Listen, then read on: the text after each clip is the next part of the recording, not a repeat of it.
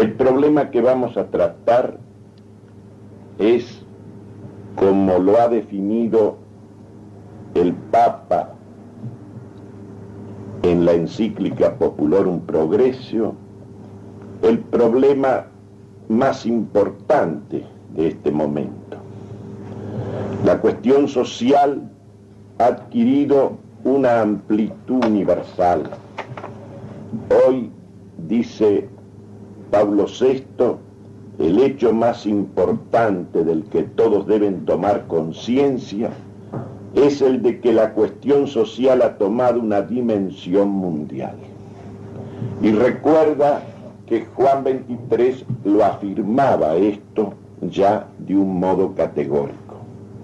En realidad, la cuestión social tiene hoy una dimensión mundial porque el ateísmo tiene una dimensión mundial. Y la expresión práctica del ateísmo en el mundo, que es el poder internacional del dinero. El comunismo es apenas un instrumento ideológico de ese poder internacional del dinero.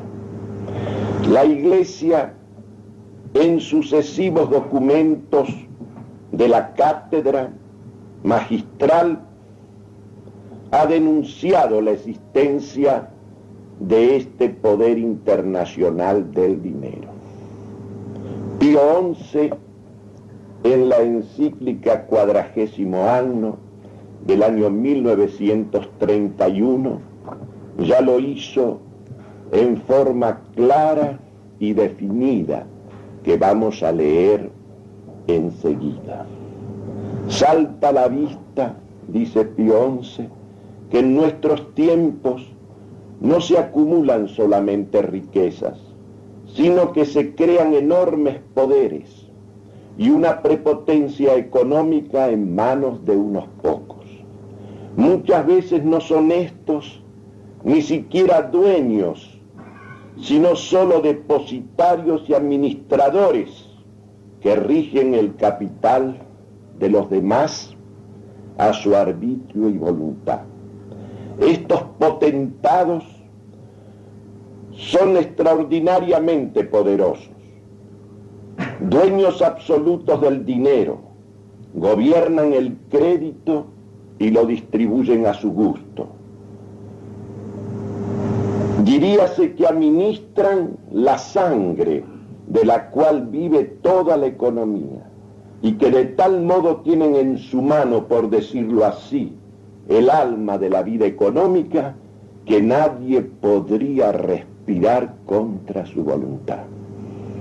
Esta acumulación de poder y de recursos, nota casi originaria de la economía moderna, modernísima, es el fruto que naturalmente produjo la libertad infinita de los competidores, que solo dejó supervivientes a los más poderosos, que es a menudo lo mismo que decir los que luchan más violentamente y los que menos cuidan su conciencia.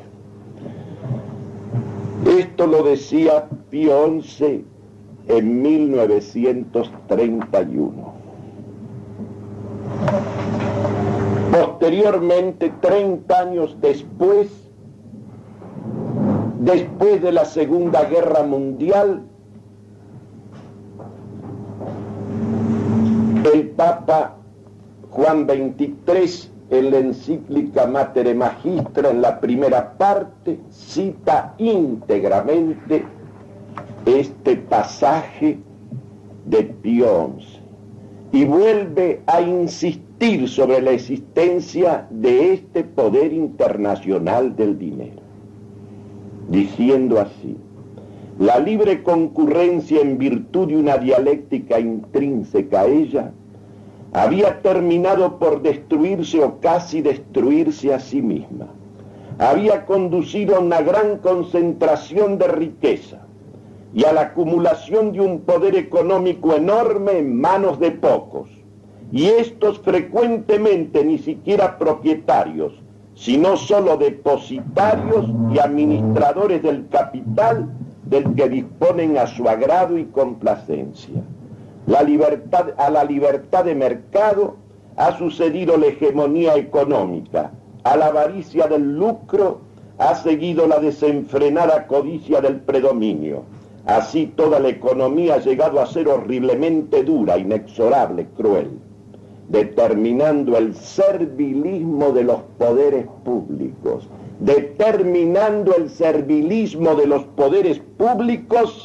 a los intereses de grupos y desembocando en el imperialismo internacional del dinero.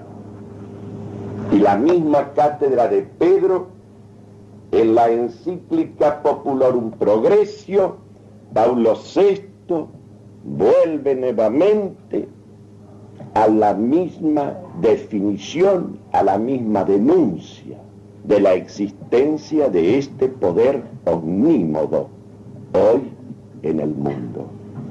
Pero por desgracia, dice, sobre estas nuevas condiciones de la sociedad ha sido construido un sistema que considera el provecho como motor esencial del progreso económico, la concurrencia como ley suprema de la economía, la propiedad privada de los medios de producción como un derecho absoluto e incondicionado, sin límites ni obligaciones sociales correspondientes. Este liberalismo sin freno que conduce a la dictadura justamente fue denunciado por Pío XI como generador del imperialismo internacional del dinero. Nosotros, los que somos católicos, nos encontramos frente a la denuncia reiterada de la más alta cátedra espiritual que existe sobre la tierra y para nosotros además cátedra de verdad infalible en todo lo que hace a la fe y a la moral, y este es tema de moral.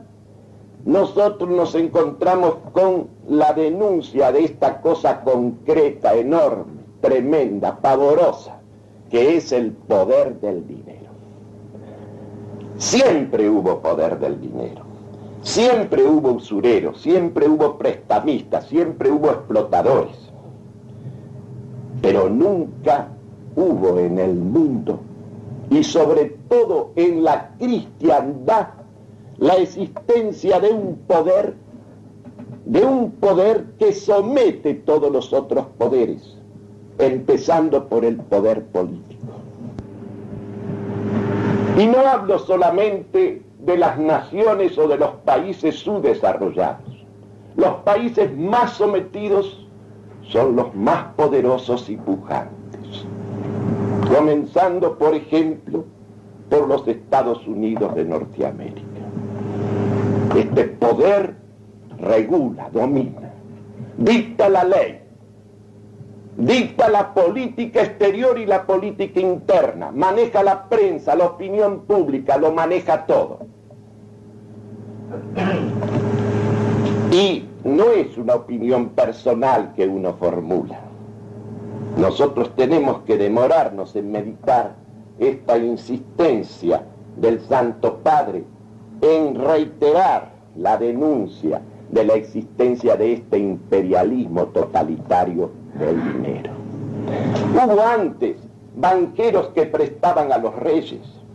Hubo aquella familia Fugger, prestamista de Carlos V, y hacían préstamos importantes y obtenían grandes prebendas, pero no dictaban la ley del imperio de Carlos V. No dominaban la política, no dominaban lo social, lo económico, no dominaban la existencia toda de los pueblos y de los hombres. Pero hoy nos encontramos con esa presencia en el mundo. Porque es ese poder internacional del dinero, erigido en un poder omnímodo, el que además financia y dirige todas las revoluciones comunistas del mundo. Lenin y Trotsky no podrían jamás haber prevalecido en Rusia sin ese apoyo de la banca. Está documentado clarísimamente. Hace pocos años, el hijo de uno de esos banqueros que financió a Lenin y a Trotsky, me refiero a Lev, la banca Lev, el hijo del que financió junto con Jacobo Schiff a Trotsky y a Lenin, obtuvo las mejores concesiones petroleras en Mendoza en el año 1962. Mientras se le dejaba o se le dejó a YPF los pozos de petróleo en la zona donde solo da 14 metros cúbicos diarios, Lev obtuvo eso que se llama ahora City Service, la zona de la Ventana, donde los pozos petroleros dan 108 metros cúbicos por día. 108 metros cúbicos por día. Hay una cosa sobre la cual es necesario que meditemos y tratemos de comprender cómo este poder ha llegado a este predominio, a esto que dice el Papa de mediatizar los poderes públicos, de someterlos a su voluntad omnímoda. Y para eso tenemos que referirnos a la cuestión fundamental, que es una cuestión religiosa. Porque el fenómeno más grave de nuestro tiempo, dice Pablo VI, es el ateísmo. Y renueva en Ecclesiam Sua la condena del comunismo ateo como una expresión concreta de ese ateísmo, no la única, pero sí como una expresión concreta del ateísmo. ¿Cómo ha podido el poder de la usura, el poder del dinero, erigirse en un poder dominador hasta ese punto? ¿Quién le ha abierto paso? Y entonces tenemos que hacer la historia del mundo moderno, de la cristiandad moderna. Hay un proceso de disolución de Cristo progresiva en la mente, en el corazón, en las costumbres, en las instituciones, que se viene produciendo desde hace varios siglos y que hoy se lo comenta como el proceso de la revolución de los modernos. Dice una epístola de San Juan, la epístola primera, algo que siempre me impresionó profundamente. En el parágrafo 4. Se han presentado, dice, en el mundo muchos falsos profetas. En esto se conoce el Espíritu de Dios. Todo espíritu que confiesa que Jesucristo vino en la carne es de Dios. Y todo espíritu que desune a Jesús, que disuelve a Jesús, no es de Dios. Ese tal es el anticristo, de quien tenéis oído que viene y ya desde ahora está en el mundo. Cuando se dice en los libros sagrados, ya desde ahora está en el mundo, se sobreentiende que hay una contemporaneidad de todos los acontecimientos que allí se refieren. La pasión, la muerte y la resurrección de nuestro Señor es una recapitulación de toda la historia de la humanidad, pasada, presente y futura.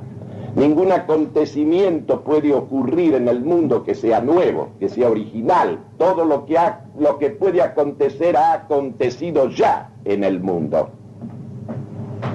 Y por eso cualquier palabra tiene una proyección concreta, una proyección actual, un significado contemporáneo con mayor o menor intensidad.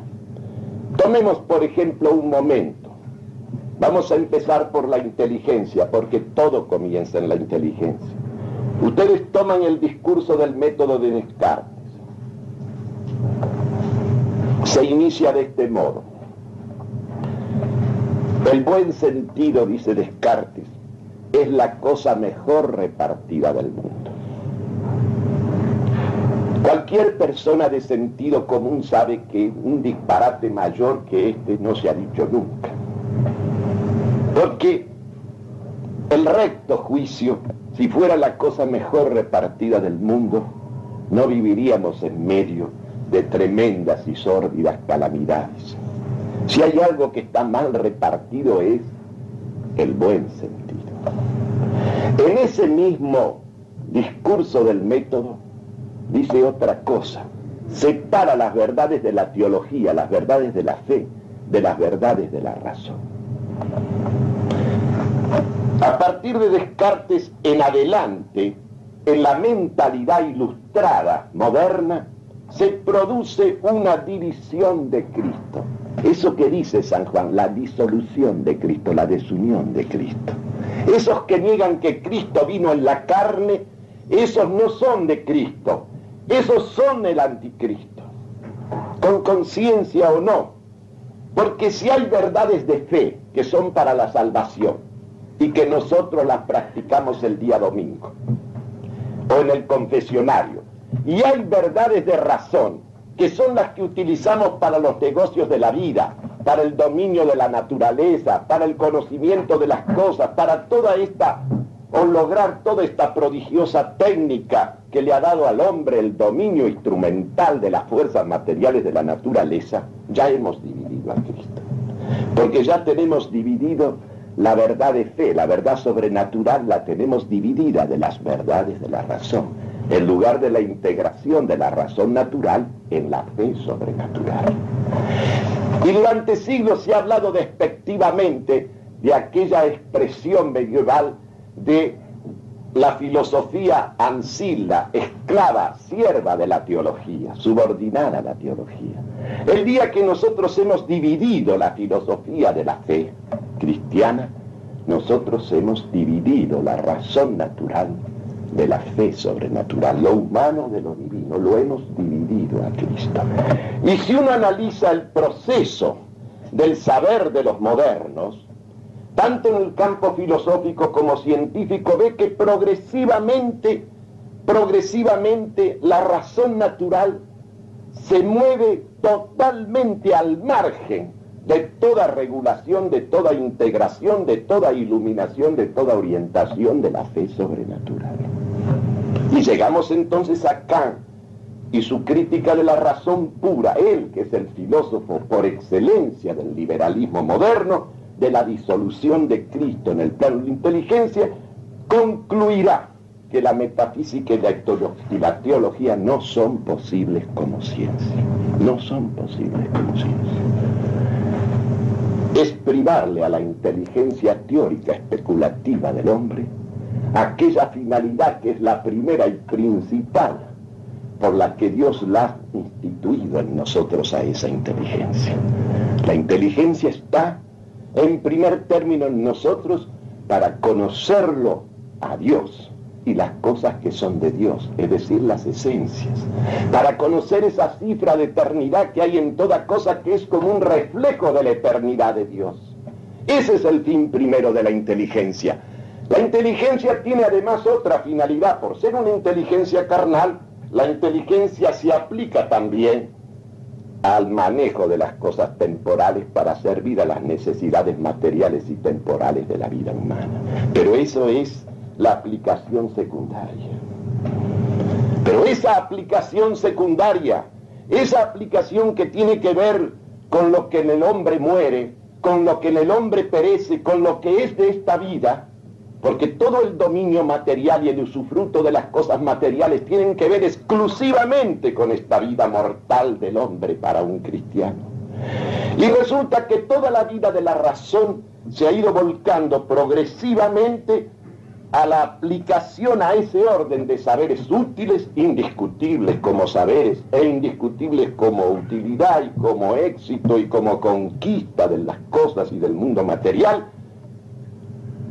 Y la inteligencia se ha ido disminuyendo progresivamente para el conocimiento de las verdades esenciales, de las verdades que el hombre debe servir, no usar, de las verdades que el hombre está para servir. Y hemos llegado a este punto hoy en el cual nosotros nos encontramos que el sentido de la ciencia que tiene cualquier persona es la ciencia exacta y experimental. Y una de las formas del ateísmo del día de hoy es ese ateísmo como lo denuncia la constitución dogmática de la Iglesia en el mundo moderno, que del Concilio Vaticano, es ese ateísmo que porque no podemos llegar a demostrar que Dios existe por medio del cálculo y de la experimentación, la conclusión es que no existe. Y ese es uno de los ateísmos más frecuentes. Pero no es este solamente, no es este proceso en la inteligencia, en la cual estamos complicados casi todos los católicos. Por eso, en cualquier colegio católico o universidad católica, generalmente lo que menos se enseña es ciencia católica.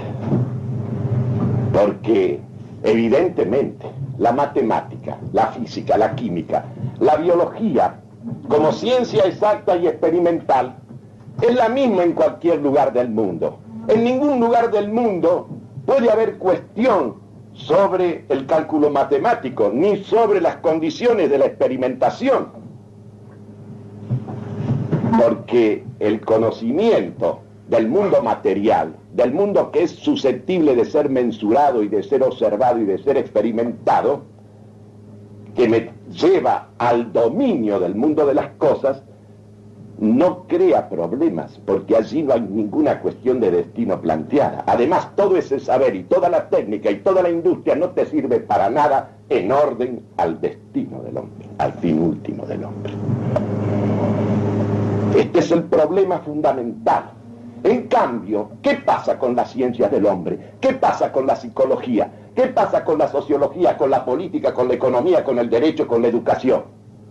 Yo pregunto, nada más, los invito a repasar los manuales y los textos que se utilizan en la enseñanza media y superior en todo el país.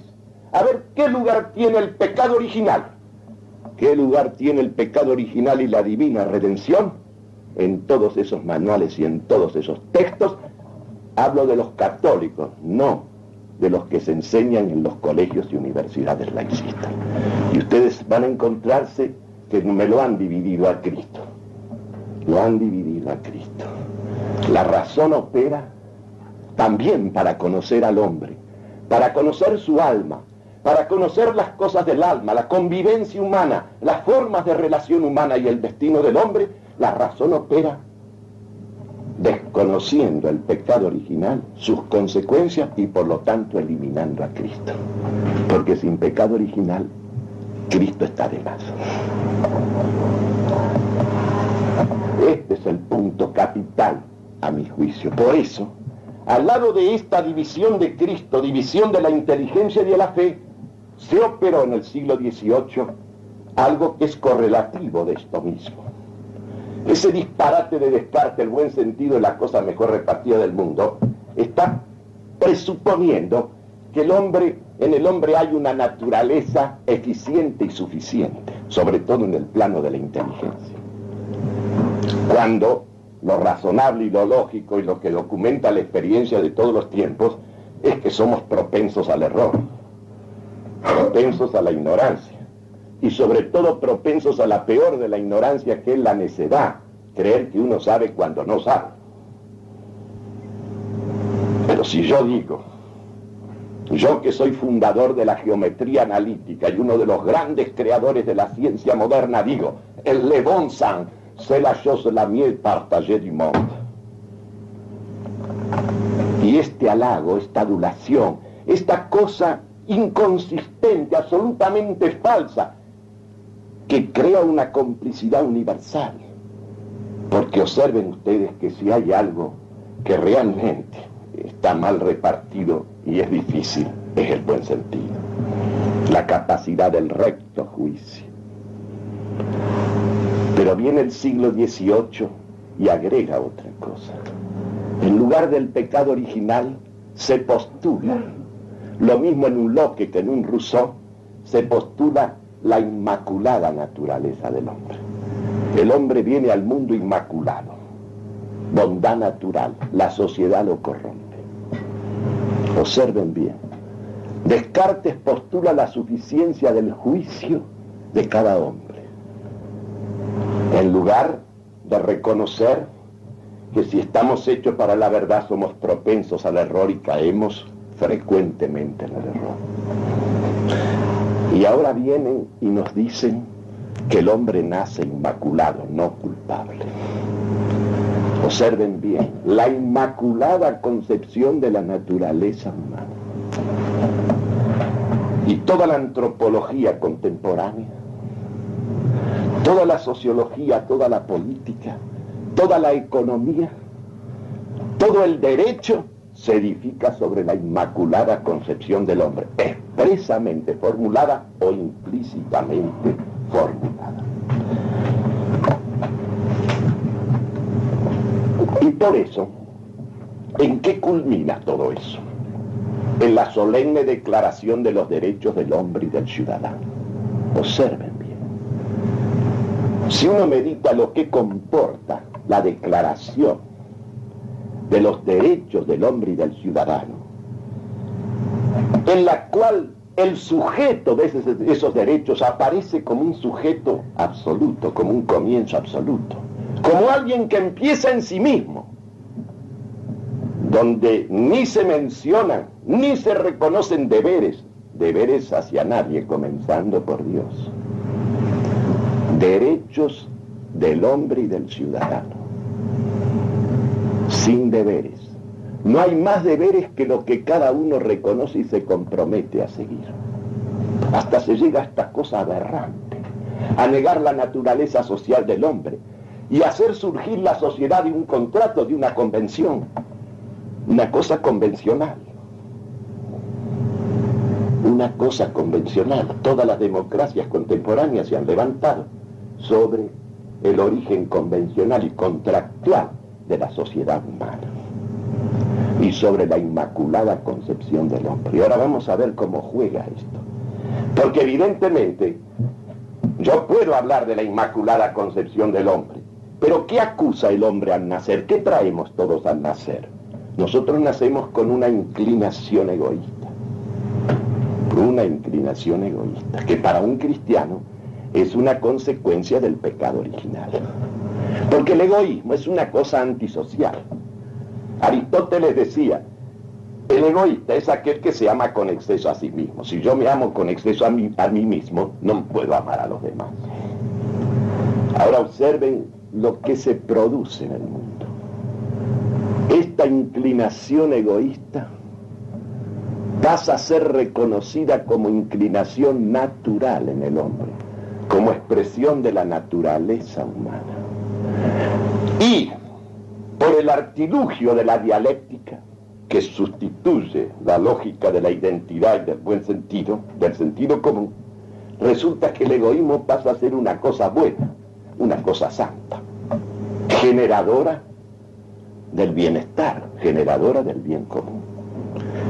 Toda la economía clásica, ustedes leen a Adam Smith y se encuentran con las cosas más extraordinarias, que cada uno persiguiendo su propio interés, exclusivamente su propio interés, sirve al bien general. Toda la economía está edificada sobre eso. Esto que denuncia la cátedra de Roma, de la economía de lucro, el hombre persiguiendo su interés, buscando su ganancia, buscando su conveniencia, sirve al interés de todo el mundo. Esta cosa monstruosa, esta dialéctica del esnable, la dialéctica es la lógica de la apariencia sin ser, ha llenado el mundo, lo sigue llenando todavía. Pero vayamos a algo más concreto todavía, ya que no disponemos de mucho tiempo. Vayamos a la Declaración de los Derechos del Hombre, porque en esos derechos fundamentales, libertad, igualdad, propiedad y seguridad, se ha edificado todos los códigos contemporáneos, todas las constituciones y todos los códigos, también la nuestra, lógicamente. ¿Qué son los derechos del hombre y del ciudadano? ¿Son los derechos del hombre natural? No. Son los derechos del hombre egoísta, o sea, del hombre del pecado. Del hombre del pecado presentado como la expresión inmaculada de la humanidad. Tomemos la libertad. ¿Qué es la libertad? Cualquiera de las constituciones de la Asamblea Francesa y luego las posteriores. La libertad es el derecho que pertenece al individuo de hacer todo lo que le plazca siempre que no perjudique la libertad de otro. Es decir, este derecho de que la libertad mía consiste en que yo pueda hacer lo que quiero, lo que se me da la gana, siempre que no perjudique la libertad de otro, es un principio de unión o de separación. ¿Está sellando la unión de los hombres o la estricta separación entre los hombres? Observen bien, yo puedo hacer lo que quiero, lo que se me da la gana, siempre que no perjudique la libertad de otro. Pero ¿qué pasa en la vida? Que la vida nuestra está trabada con la de los demás. Estamos relacionados, estamos vinculados en todos los órdenes. Si mi libertad es una cosa en que se proyecta en la línea de mi arbitrio, en lo que yo quiera, en lo que a mí me place, siempre que no perjudique la libertad de otro, aparentemente estoy yo señalando una especie de gloriosa situación de equivalencia de todo el mundo. Pero lo que yo estoy sellando es una real separación entre los hombres, una radical separación. Cada uno comienza en él. Puede hacer lo que quiere, siempre que no perjudique lo que hace el otro. Esto me une al otro, no, me separa. La igualdad, ¿qué es la igualdad? La igualdad consiste en que la ley es la misma para todos, sea que proteja o sea que castigue. Aparentemente parece una cosa extraordinaria, claro. Si todos nosotros fuéramos igualmente suficientes, si todos estuviéramos igualmente dotados, con la misma suficiencia, la misma capacidad, las mismas necesidades, el mismo poder, los mismos medios, los mismos recursos, ¿acaso podría tolerarse esta presentación? Pero ¿cuál es la situación real de esa igualdad ante la ley? En que esos que se igualan ante la ley, unos tienen muchos, son muchos, están magníficamente dotados y otros no tienen nada. Y no son nada. Cada individuo es como una mónada sin ventanas hacia afuera. Es cierto, parece una cosa extraordinaria esta libertad y esta igualdad. Pero esta igualdad y esta libertad, que las vemos bien jugando en el contrato, en la figura jurídica del contrato, ¿qué significa? Significa la justificación de cualquier atropello, de cualquier explotación, de cualquier monstruosidad. Yo le puedo a un individuo que está necesitado ofrecerle la mitad del precio de lo que vale lo suyo. Él es libre, y como es libre e igual que yo ante la ley, puede vender o no, pero si la necesidad la premia, lo vende. Lo mismo en una transacción particular que en una transacción entre naciones. La operación se sella ante escribano público y todo el poder del Estado y de la seguridad protege un Estado. Es una cosa que se hace todos los días, en todos los terrenos, en el orden interno y en el orden internacional, todos los días. Porque después viene la propiedad. ¿Y cómo se define la propiedad? ¿Cómo está definida en esas constituciones y en el Código Napoleón? Derecho de propiedad es el derecho de todo ciudadano de gozar y disponer a su arbitrio de sus bienes, de sus ingresos, del fruto de su trabajo y de las rentas de su industria. Derecho absoluto e incondicional. Derecho a poseer y a disponer como yo quiero. Estoy solo en el mundo. El mundo empieza conmigo y termina conmigo. Ustedes fíjense cómo se configura esa libertad, esa igualdad, esa propiedad. Se configuran como los derechos del hombre egoísta. Y luego viene la seguridad. ¿Y qué te dice la seguridad? Consiste en la protección acordada por el Estado a cada individuo para la conservación de su persona, de sus derechos y de sus propiedades. Y la seguridad pasa a ser el valor supremo en la vida social. Y aquí tienen ustedes creadas las condiciones jurídicas para que la usura y el poder del dinero se institucionalicen y se conviertan en poder mundial. Como derecho. Como derecho. No solamente derecho, se le ha abierto el camino. Se le ha abierto el camino. Porque ustedes fíjense que todo empieza con el individuo como sujeto de esos derechos. No es sujeto de deberes. La vida no empieza con el debe, empieza con el haber. El hombre no se reconoce criatura de Dios.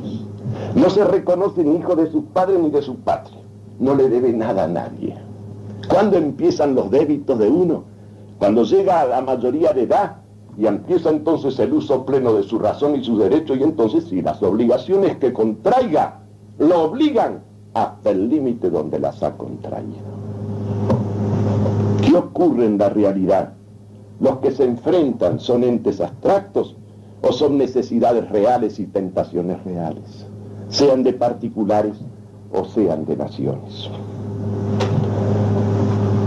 Todo el derecho liberal que culmina en la sustitución total de todo sentido de justicia por la mera legalidad, porque hoy lo que impera es la pura legalidad. ¿Qué es lo que es derecho? Derecho es lo que prescribe la ley, siempre que el que dicta la ley tenga poder para hacerla cumplir y castiga al que no la cumple. El contenido es lo de menos. Le han vaciado al derecho toda sustancia ética y por lo tanto toda sustancia religiosa.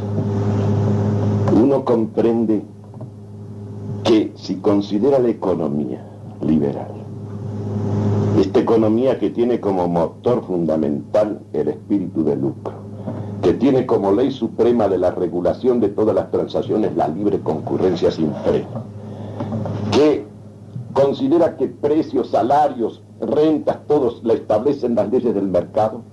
Si uno considera toda esa economía, todo ese sistema económico, y considera además todo este sistema jurídico, uno se da cuenta que todo está hecho para abrirle paso hacia la institucionalización del poder del dinero. Y por eso hemos llegado a la situación que hoy soporta el mundo. Más todavía, ya no tenemos mucho tiempo, pero sí hay una cosa que evidentemente cada uno debe meditar por su cuenta para darse cuenta de esto. De la misma manera que se ha disuelto a Cristo, dividiendo las verdades de razón de las verdades de fe, que cuando eso actúa en el plano del conocimiento y de la conducción del hombre, significa las mayores aberraciones posibles.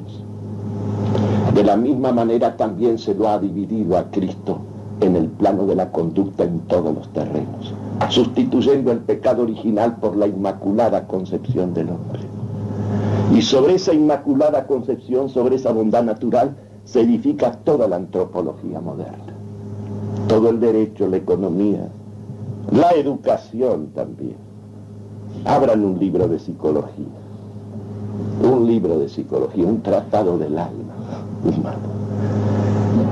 Y vean, recórranlo, aunque sea obra de un católico, a ver qué pasa con el pecado original y sus consecuencias. Y si no hay pecado original, y si no hay consecuencias en el hombre, y si el hombre no nace culpable, ¿qué sentido tiene la presencia de Cristo? ¿De qué sirve Cristo? ¿Qué sentido tiene la encarnación del Verbo si no hay pecado original? Y nosotros hemos edificado todas las ciencias, todas las artes, e incluso la prudencia política contemporánea sobre la negación del pecado original, como también la hemos edificado sobre la división de las verdades de razón de las verdades de fe.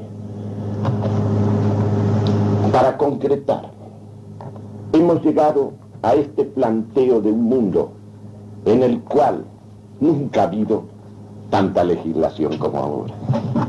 Nunca ha habido tantos derechos humanos proclamados como ahora. No se caen de los labios los derechos de la persona humana. Y fíjense esta cosa horrenda que estamos viviendo, esta ficción de todo sentido de justicia, no hablemos de caridad, en el mundo. Mientras aparentemente se libra una guerra contra el comunismo allá, en el último rincón del mundo, donde no se resolverá ningún problema, se asiste impasible a la masacre despiadada de todo lo que se opone y se revela contra ese poder comunista en cualquier nación europea de las que están en la servidumbre. Ni siquiera se puede plantear la cuestión en la UN. Ni siquiera se puede plantear la cuestión en la UN porque tienen derecho de veto los poderosos de la tierra. Allá en el Vietnam se arrojan toneladas, millones y millones de dólares en la selva, donde no se hace nada. Nada más que acumular las ganancias de la usura. Y mueren pobres jóvenes norteamericanos en esa selva, en una guerra inútil y sin sentido. Y encima te dicen que la Unión Soviética es el aliado natural de las democracias, porque el peligro comunista es Mao, es la China.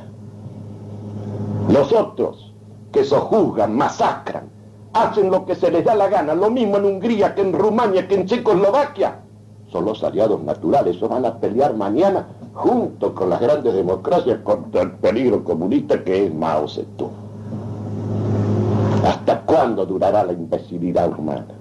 Al menos comprendamos que estamos frente a una cosa real y verdadera, a una cosa terrible y enorme, que sojuzga también nuestra patria. Nosotros vivimos sojuzgados por ese poder del dinero y no tenemos el coraje de enfrentarlo, por una sola razón, porque también nosotros domina ese espíritu de disolución de Cristo. Nosotros, así como hemos dividido las verdades de fe de las verdades de razón, nosotros hemos también declarado la inmaculada concepción de la naturaleza humana. Y entonces hemos puesto el provecho en la vida en lugar del sacrificio. Toda nuestra civilización está levantada sobre el sacrificio de la cruz. El hombre no viene al mundo para su conservación, ni para su cuidado. Viene para dar la vida, para ofrecerla. ¿Qué cosa en el mundo se puede edificar desde una familia, a una empresa, a una escuela, cualquier cosa, si es de veras una cosa que está consagrada a la verdad y que está consagrada al servicio del hombre en Dios, que no se levante sobre el sacrificio? Nosotros hemos cambiado los términos porque hemos sustituido a Cristo. No lo podemos invocar a Cristo en una economía de provecho y de mercado. No podemos invocar a Cristo dentro de un sentido del derecho que se define en los términos que acabamos de leer. No podemos invocar a Cristo dentro de un sentido de la educación en la cual nosotros planteamos el sentido de que el hombre se educa para adquirir tales y cuales cosas que le permitan, conocimientos que le permitan dominar esto, dominar aquello. El hombre se educa para ser señor de sí mismo y tratar a los demás como señores cuando se educa en Cristo. Y una educación para el servicio, para el honor del hombre, es una educación que está levantada sobre el sacrificio, porque la vida la tenemos no para conservarla, sino para darla. Hemos perdido el sentido de estas cosas, porque a Cristo lo hemos ido sacando de todas partes, de la inteligencia, del corazón, de las instituciones, de las escuelas, de todo. Por eso, el ateísmo es el fenómeno más grave de nuestro mundo, del mundo contemporáneo. Y por eso, la cuestión social, esta tremenda que abarca el mundo entero, es una cuestión que tiene como raíz esta descristianización del mundo occidental, de la inteligencia, de las costumbres, de las instituciones. No habrá salida de ninguna naturaleza mientras no se opere el mismo proceso que se operó cuando vino nuestro Señor. Cuando vino nuestro Señor Jesucristo, se encontró con un mundo lleno de injusticias, con un mundo donde había la esclavitud, donde los hijos eran tratados de una manera completamente inicua, donde en general dentro de la estructura de la familia romana, donde la mujer tenía un lugar subalterno, insignificante, donde el mismo ciudadano aparecía en un sometimiento extremo del Estado. ¿Planteó Cristo la necesidad de primero resolver las cuestiones humanas para luego plantear el reino de los cielos? No.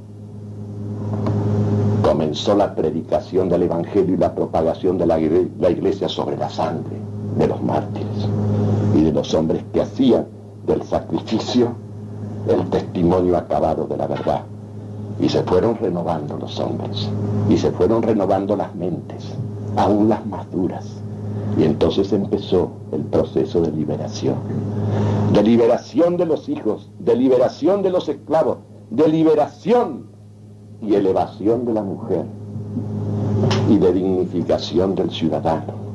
Progresivamente, a medida que surgía el hombre nuevo, el hombre renacido en Cristo. Y nosotros ahora vamos a resolver la cuestión social sin la renovación previa del hombre, sin devolver la inteligencia a la fe y sin poner como fundamento de todo el edificio del hombre al sacrificio. Nosotros no vamos a conseguir absolutamente otra cosa que convertir el mundo en un verdadero infierno, como lo estamos haciendo. Y por eso llegan esas gentes desesperadas que terminan hasta quemándose vivos, porque claro, como también desconocen a Cristo, no saben del sentido positivo del verdadero y real sacrificio de la vida que se ofrenda. El problema es claro: o nosotros hacemos que Cristo reine, primero en la inteligencia, porque la inteligencia manda, luego en el corazón y en las costumbres y en las instituciones. Si no, vamos a ser sumergidos en la más horrenda de las esclavitudes, porque el comunismo no es nada más, a mi juicio, que un instrumento ideológico del poder internacional del dinero que somete al mundo. Y como sonó el timbre, yo tengo que dejar